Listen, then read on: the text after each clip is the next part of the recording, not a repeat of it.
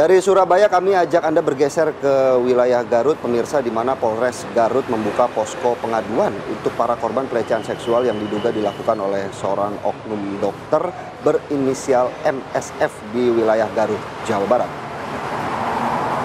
Posko pengaduan dibuka semenjak oknum dokter MSF alias Dr. Iril ditetapkan sebagai tersangka. Posko ini memfasilitasi korban pelecehan seksual oknum dokter dengan jaminan privasi dan identitas yang dijaga. Hingga saat ini mayoritas pasien yang mengaku sebagai korban masih enggan untuk melaporkan tindakan oknum dokter Iril ke pihak kepolisian. Hal ini disebabkan beberapa faktor, salah satunya adalah kekhawatiran korban akan identitasnya terungkap.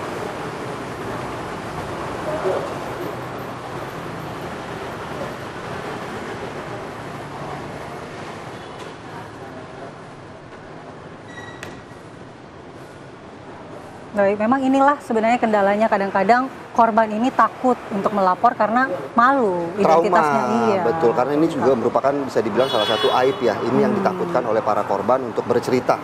Iya, dan juga terkait dengan kasus ini, di Instagram Ustadz Dasat Latif ini dia mengatakan bahwa untuk menghindari atau meminimalisir hal-hal seperti ini sebaiknya perempuan itu berobatnya ke dokter perempuan. Tapi apakah itu boleh atau bisa memilih begitu di rumah sakit seperti itu? Kita akan langsung menghubungi Ustadz Dasat Latif melalui Zoom. Assalamualaikum Ustadz. Assalamualaikum Pak Ustadz. Waalaikumsalam warahmatullahi wabarakatuh. Waalaikumsalam warahmatullahi wabarakatuh. Ya Ustadz Dasat, ini terkait dengan kasus oknum dokter cabul yang akhir-akhir ini banyak mencuat gitu Ustadz. Kemudian Ustadz mengatakan bahwa untuk menghindari kejadian seperti ini sebaiknya memang perempuan berobat ke dokter perempuan. Karena haram hukumnya jika berobat ke dokter laki-laki tapi bisa memilih dokter perempuan. Itu sebenarnya hukumnya seperti apa sih Ustadz? Ya, sebenarnya masalah ini membenarkan fatwa ulama yang sejak dulu, jadi bukan sekarang, sejak puluhan tahun yang lalu sudah mengeluarkan fatwa bahwa perempuan haram berkonsultasi kepada dokter laki-laki selama masih ada dokter sesama perempuan. Tujuannya fatwa ini adalah menghindari hal-hal yang seperti sekarang terjadi, yang kita bahasakan dalam bahasa Indonesia pelecehan seksual. Karenanya fatwa Majelis Ulama ini sangat beralasan dan bisa terbukti saat sekarang ini. Boleh perempuan berkonsultasi kepada dokter laki-laki dengan catatan keadaannya darurat. Apa yang dimaksud darurat? Pertama, mengancam jiwa pasien. Dan pada saat itu, tidak ada dokter di kawasan itu kecuali satu dokter laki-laki. Ya, jadi, dalam kasus pasien terancam jiwanya, kalau tidak segera diatasi, sementara yang mampu mengatasi pada saat dan kondisi tersebut, hanya ada satu dokter di wilayah itu. Maka agama dalam hal ini Allah tidaklah akan menghukum perempuan yang berkonsultasi kepada dokter laki-laki ini karena keadaannya darurat. Yang kedua, dekat dengan keadaan kedaruratan. Dalam arti memang ada dokter perempuan di kawasan itu, tapi apabila menjangkau dokter perempuan ke sana, kondisi janin atau keadaan perempuan hamil tersebut bisa terancam diri dan janinnya, maka dia dibenarkan untuk berkonsultasi kepada dokter laki-laki. Namun, apabila kedua kondisi ini tidak terjadi pada pasien, maka haram hukumnya perempuan berkonsultasi kepada dokter laki-laki. Nah, tujuannya apa? La taqrabuz zina, jangan mendekati zina. Nah, zina ini potensi terjadi apabila dokternya lawan jenis. Pendapat ini sesungguhnya telah diteliti, ya, fatwa ini telah diteliti oleh ulama Timur Tengah bernama Bapak Syekh Profesor Muhammad Mukhtar As-Sikiti. Beliau khusus mengangkat beberapa kasus-kasus medis di Mesir, di Saudi, dan beberapa negara Timur Tengah, menulis disertasi untuk mencapai gelar doktoral di bidang hukum. Lalu kemudian beliau menulis buku yang berdasar pada penelitian dan riset doktornya ini yang berjudul adalah Ahkamil Jihayat At-Tibiyah, yang artinya adalah hukum Islam tentang operasi medis. Jadi persoalan seperti ini salah satu pakar fikih di Timur Tengah yang khusus mengabdikan diri dan ilmunya untuk mengkaji kasus-kasus medis seperti ini. Baik. Dan membuat kesimpulan bahwa ini tentu membuat hukum seperti ini bukan persoalan yang ujuk-ujuk, bukan persoalan yang gampang, karena dipertanggungjawabkan di dunia sampai di akhirat.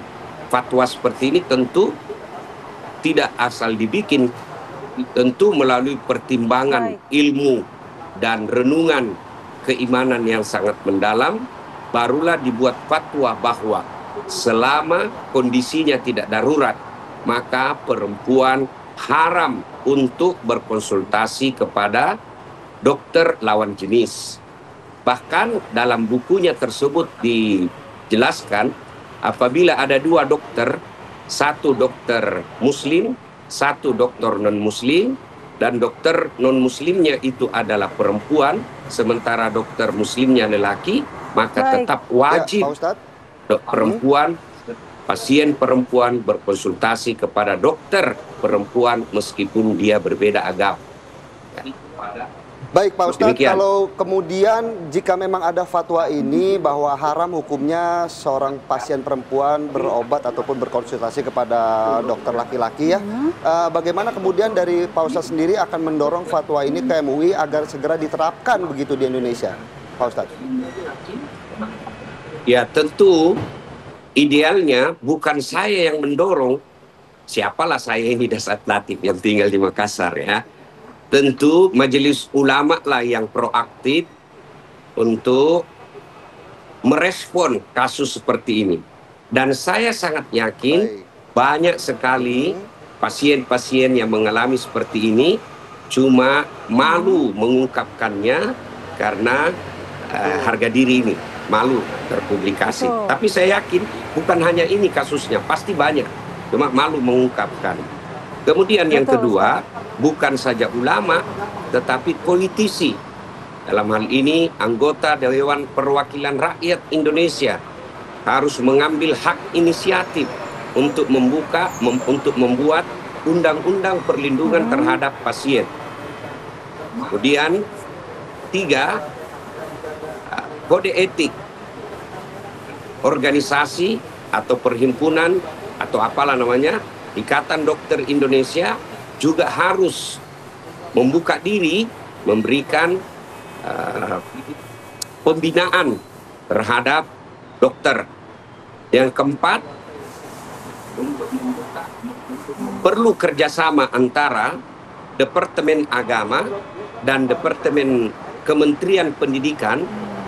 Harus ada syarat-syarat ketat untuk menerima jenis kelamin laki-laki mengambil dokter bagian obgyn ini.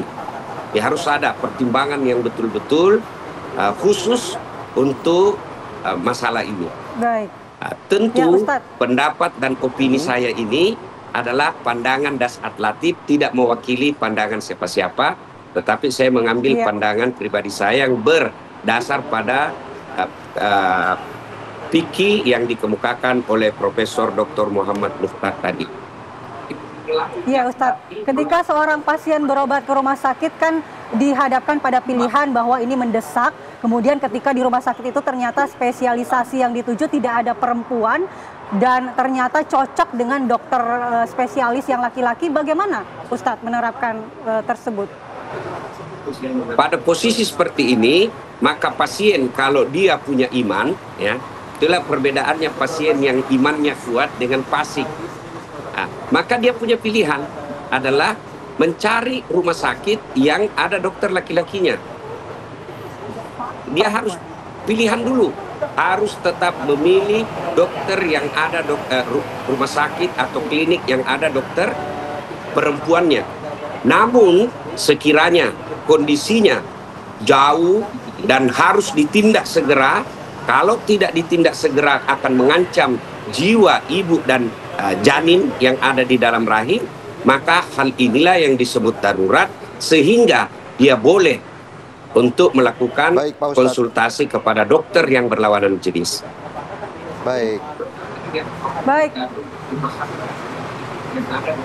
Baik, terima kasih Ustadz Jasad atas waktunya, sudah memberikan pencerahan mengenai fatwa Sebagian Besar Ulama terkait dengan dokter perempuan dan dokter laki-laki dalam penerapannya di sistem pelayanan medis kesehatan di Indonesia. Terima kasih, selamat pagi. Assalamualaikum Pak Ustadz, sehat selalu. Dan pemirsa, tentunya Apa Kabar Indonesia Pagi akan rehat sejenak dan kembali dengan dialog ini korban pelecehan seksual oleh oknum dokter di IGD Rumah Sakit Persada Kota Malang, Jawa Timur. Tercatat sudah ada 4 orang. Informasinya akan kami hadirkan sesaat lagi.